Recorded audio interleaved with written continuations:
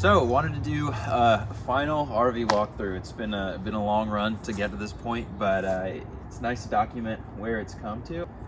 Pretty much everything on the exterior looks different at this point. The framing, everything is the same underneath, but what I did was just completely take off all this paneling and fix all the rotten wood underneath. And just like that, the RV is gutted. Getting there. A lot of stuff to seal the outside, make sure it was completely watertight, because of course that was the issue before with the water damage. And one thing that, you know, isn't super elegant but it works is after putting up the siding, running a Turnabond tape, the RV repair tape, and then painting it to match, and also just caulking everything in there.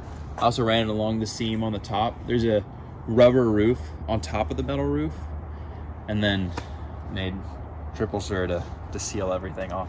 And then also paint it. I kind of wanted to do this nice custom color, and I think that it worked well with all the old wood trim that we found to put on here. It gives it a completely different look, and to me more of like a house feel, which I really like. All the wiring and stuff has had to be redone as well, and so everything you see is pretty much brand new or reclaimed. Use the same door, painted it white. The outside, I mean, all the cutouts and everything are just the same, but I painted it to match the kind of white theme. Then here, this is the water heater, and I had to extend the pipes. I didn't have any metal, so I took an old, I think it was a spray can of avocado cooking oil. Took the outside off, cut it down the middle, and then pipe clamped it onto this water heater so the exhaust can actually blow all the way out. It did run into issues. I mean, there's certain parts that just are not pretty, but in this RV there was a lot of penetrations from I don't know what, people screwing in things to it. But yeah, we'll go inside and take a look in here too. Come on in.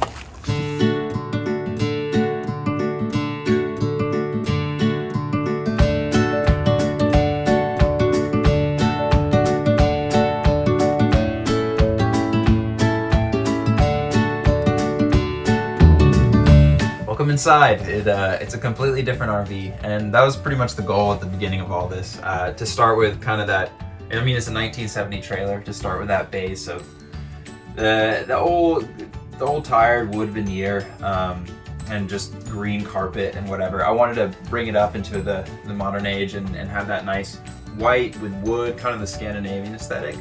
Pretty much over here, first thing in this kind of living area, how this was changed is built this custom wheel well seat here.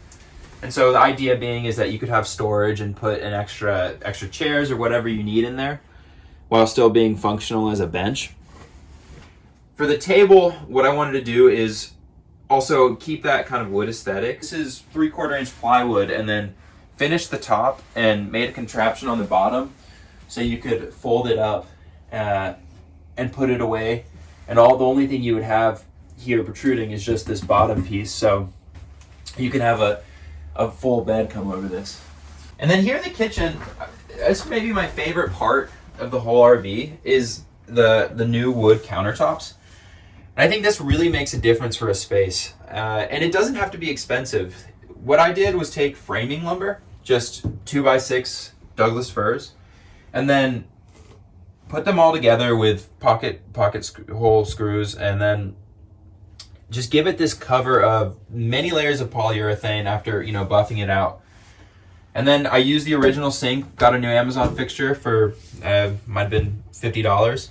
And for the total cost of $20 for this, for the framing lumber and the polyurethane, and then the faucet here. So, you know, under $100 and you get a completely new look. I use LED light strips that I just run under, and it gives it, when you step back and look at it, it gives it that nice glow in that countertop lighting. And again, here you can dim these out, which is cool. Peel and stick backsplash, which I think adds a lot and is super cheap and easy to do. All of these drawers were, they had no slides and they were stuck, so I just used 1/2 inch plywood and made all new drawer slides, or drawers. And And that makes a big difference in your day-to-day, actually being able to open and close these just fine. Over here, this is the same propane stovetop, but it was I think like a mustard yellow. So painted it all black and gave it kind of a more modern look. And then up here is the old oven, but we don't use that and use it as storage right now.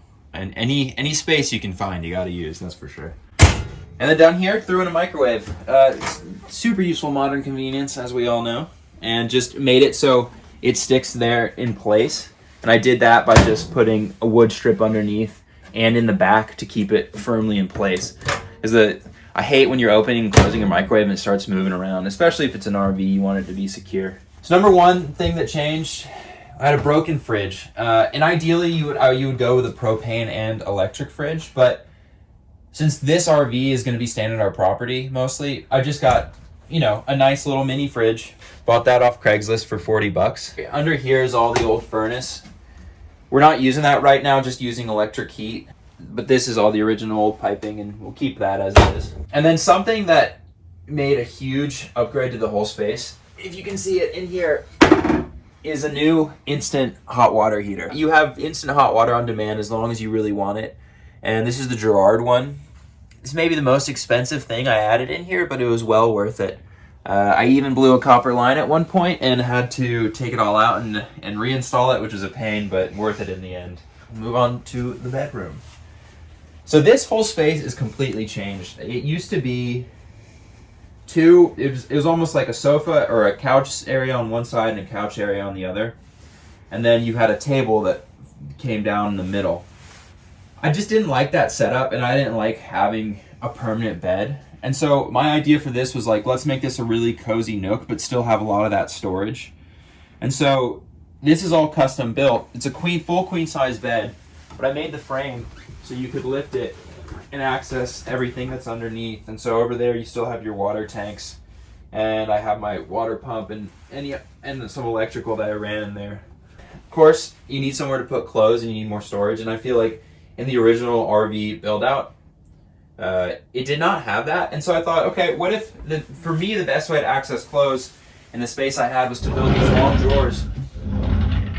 And what you can do is just put all your clothes, and so like you could have t-shirts, socks, whatever in there, and access them easily. It's still a useful space, but I like the look and it feels really cozy. And again, this is super cheap, easy to do. All I did was took that 1/2-inch plywood and just build the frame, build the drawers, and use pocket hole screws and glue. And then I put little roller wheels on the bottom, so that way you have all the support and they slide out super easily. And up there is just storage. This was the original setup where I think a child could sleep in there, but honestly I would not put a kid up there. I would just use it for storage, and not even too much storage at that. Just using cheap lumber and refinishing it and making a really nice solid countertop space. I learned this from a couple guys on YouTube, as everything I've done in here. It's a TV that hides away and has a locking frame. And over here is going to be where the TV is, and I've made this pull-up TV that hides away, which I think is really nice. So in the night when you're watching a movie or whatever, you can pull it out. I made space in here if you wanted to throw an Xbox or whatever you might want. There's just a mechanism to unlock it and throw it back down in.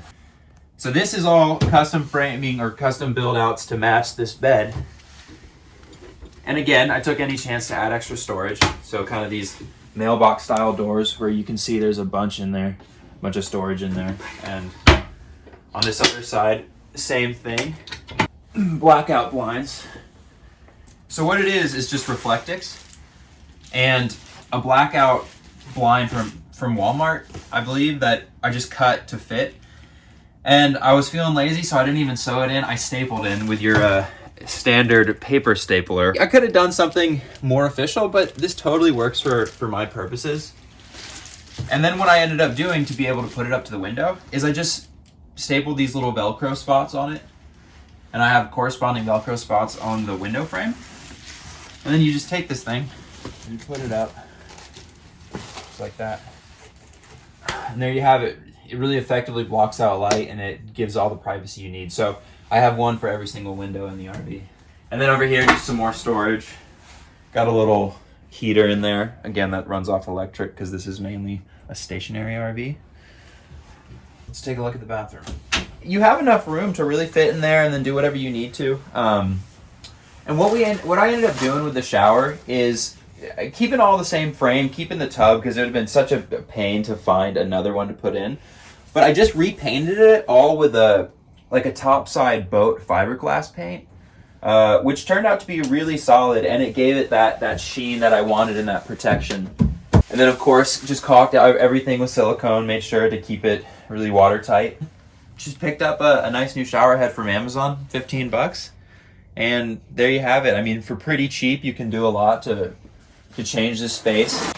Might have been a $5 shower curtain, but I think it adds to the space as well. Then over here, kept the same structure of the bathroom vanity, and then kept the same wash bowl here, because that would have been something hard to find and replace perfectly. But you know, you add a new fixture off Amazon for this maybe $30. Put a brand new toilet in. This is a nice Dometic, and I actually got it off Craigslist for $40. So it's little things like that you can really bring the cost of the build down. The one thing that was hard in here is to run all new PEX plumbing. In these old trailers, of course, there's the old, I guess it would be copper piping, and it had busted many leaks all throughout. And so what I had to do is go in behind when I had the walls off and then run this new, super easy to route PEX piping for the hot and cold. And that made a world of difference. We'll cut new fans in. I decided just to get a cheap $30 one off Amazon for the bathroom. It works totally fine. To give it a little pop, I just had some old, some red cedar, and then I just cut little strips and put them around here. And then same thing over here for the windows. This is just some sort of white wood and put that on. What I did was buy this from Home Depot. It was like a $30 little medicine cabinet. And then to give it that nice warm glow, I ran the LED strips, the peel and stick strips, all around it.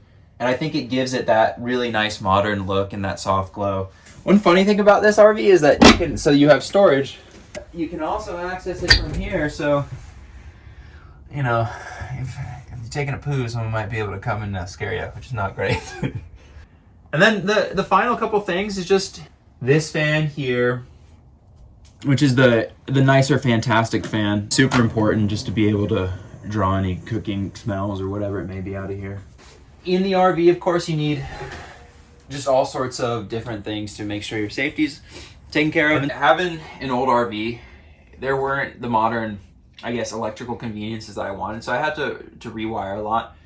And one really handy thing that I think is always good to think about is a battery monitor, and this also doubles as a little USB charger. This constantly tells me the voltage of my battery, which is important to know. So it's at 13.1, which is healthy right now. It's being charged off the AC house power. And you also have these USB inputs for charging your phone, and this is the kind of thing that then you could use when you're not plugged into house power. In this RV, we have just a few little battery lights that these are what you would use if you're not hooked up to the house power. There's one over here. And then we have this one. And this again is just, you know, a little Amazon purchase for maybe $12, something super cheap, but it makes a big difference. You can also see that I just put in a normal house fixture, which if this RV was moving a lot, I might have not done that, but this runs off the AC voltage, and this again was $35. Put some LED bulbs, and there you go. And there you have it. That's pretty much everything I can think of right now. This has been one long project. I originally got this RV thinking I would turn around and get this thing fixed in 2 months. And a year and a half later, we're finally done. So the RV was bought for $250, which is super cheap. And I should have known at that point that if I was getting it for $250, there was going to be extensive water damage or something. But, you know, I was naive and I just jumped into it.